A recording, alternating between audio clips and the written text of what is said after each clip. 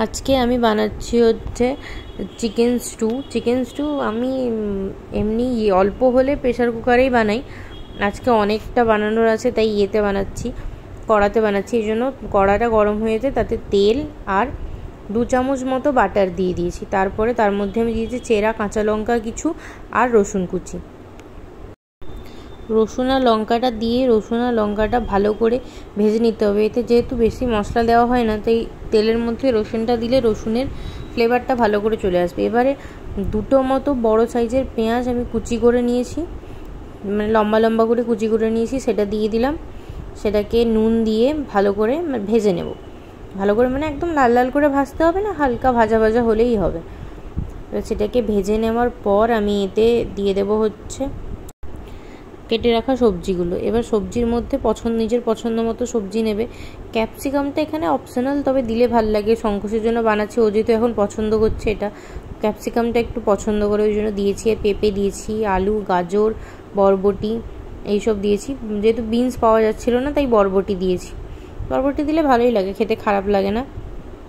এবার এটাকেও নুন দিয়ে ভালো করে ভেজে নিতে হবে। বেশ ভালো করে ভাজা ভাজা হলে তারপর আমি চিকেন ধুয়ে পরিষ্কার করে রেখেছি, সেই চিকেনটাকে দেবো। চিকেনে কিছু ম্যারিনেট করে রাখার কোনো প্রয়োজন নেই, শুধু চিকেনটাকে পরিষ্কার করে জল দিয়ে ধুয়ে রেখেছিলাম, সেই চিকেনটা দিয়ে দিলাম।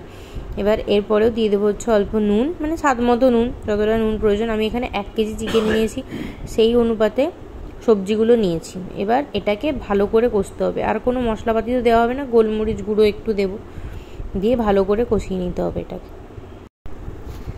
চিকেনটা দিয়ে কিছুক্ষণ নাড়াচাড়ার পর আমি দিয়ে দিচ্ছি হচ্ছে আদা বাটা পরিমাণ মতো। আমি 2 চামচ মতো দিয়েছি, অনেকটা মাংস ছিল এই জন্য 2 চামচ মতো আদা বাটা দিয়ে এটাকে ভালো করে কষাতে হবে।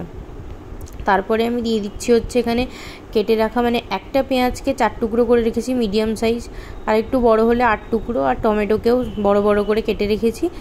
এই দুটো দিয়ে দিলাম, কারণ আমার স্টুটা একটু ফ্যাকাশে হলে আবার আমার ভাল লাগে না, এই জন্য টমেটোটা দিলে একটু কালার আছে। তো আর কোনো মশলা তো পড়ে না। আর এখানে দিয়ে দিলাম হচ্ছে অনেকটা, মানে বেশ অনেকটাই গোলমরিচের গুঁড়ো, যেন ঝালটা এটাতেই হবে, আর কোনো মশলাপাতি নেই।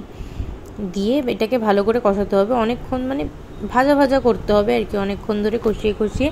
তারপরে যখন দেখবে চিকেনের মানে রং টং পাল্টে এসছে, তখন তাতে পরিমাণ মতো, মানে যতজন খাবে জিনিসটা সেই অনুপাতে জল দিতে হবে। আমার এখানে 1 কেজি চিকেন ছিল, সবজি ছিল, আর অনেকেই খাবে, সেই জন্য আমি এখানে প্রায় 1 লিটারের যে বোতল হয় ওই বোতলের 1 বোতল মতো জল দিয়ে দিয়েছিলাম।